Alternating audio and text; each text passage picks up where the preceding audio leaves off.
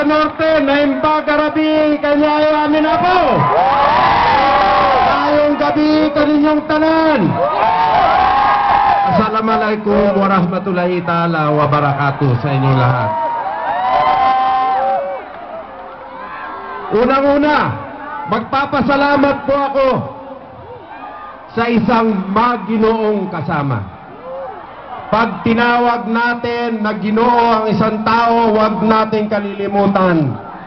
Ang punot dulo niyan ay Maginoo. Yan ay walang iba kung hindi ang aking katambalan itong halalan na to, Vice President Edu Manzano.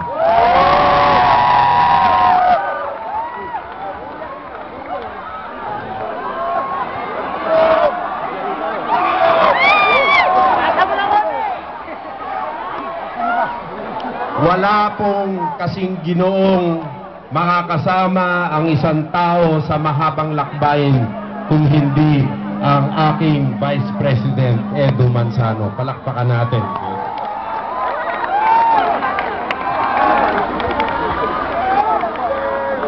Nandito na po tayo bago ang destinasyon ng ating paglalakbay.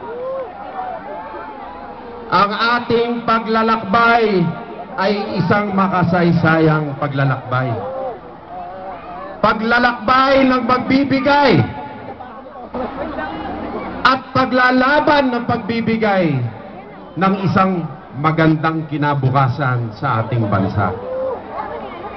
Sa pamamagitan ng pagbibigay ng dekalidad na edukasyon para sa lahat, lalong-lalo na sa mga kapuspalad nating mga kapatid. Magbibigay ng dekalidad at libre para sa dukha at abukayang college education para sa mga kabataang Pilipino. Magbibigay ng dekalidad at libre lalo na para sa mga dukha na paggamot at healthcare para sa lahat.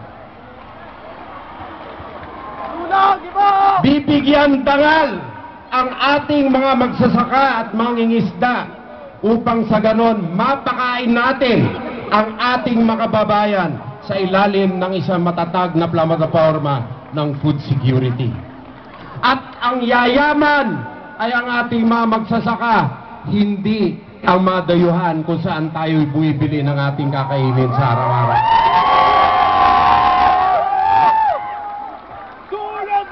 Magbibigay ng karagdagang infrastruktura katulad ng mga kalye, tulay, water impounding facilities para sa ganon ang mga serbisyo dumating sa mga kapatid natin sa malalayong lugar. At sila'y ating maaalagaan. Magbibigay ng katahimikan sa ating bansa sa ilalim ng isang sustainable peace and order policy na sumasa ilalim sa batas at pagpapatupad ng batas. Magbibigay ng pag-aalaga at dadagdagan ang pag-aalaga sa poorest of the poor sa pamamagitan ng 4P program at conditional cash transfers. Magbibigay ng livelihood opportunities sa ating mga kababayan, quality jobs dahil sa ginugusto nating kumpiyansa sa gobyernong Pilipino para sa ganon hindi pang samantala o panamantala lamang ang pagtatrabaho na kontraktual lamang.